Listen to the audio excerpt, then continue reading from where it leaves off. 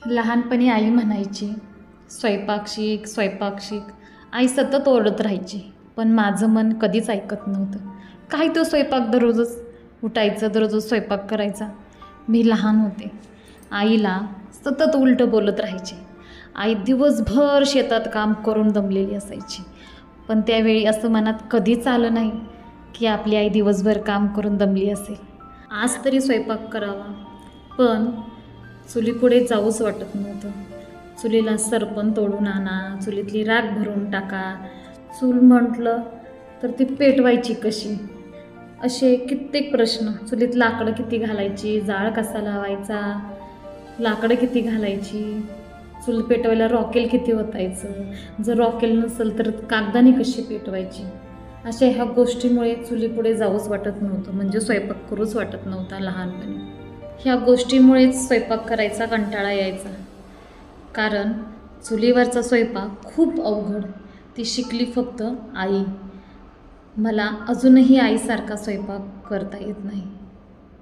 आई जास्त चुलीपुढे जाऊनच देत नव्हती.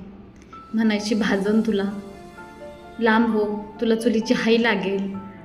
तिच्या त्या काळजीपोटी माझ्या मनामध्ये भीती भरायची.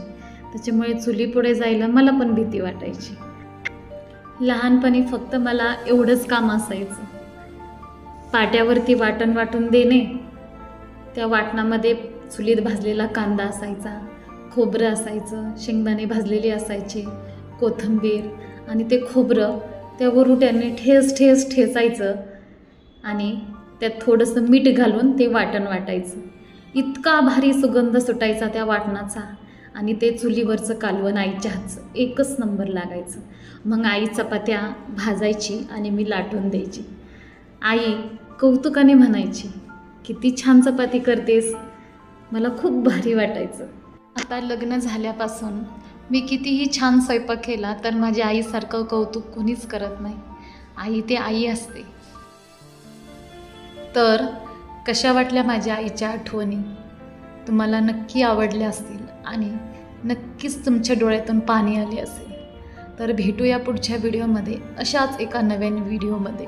तोपर्यंत धन्यवाद. रामकृष्ण हरी.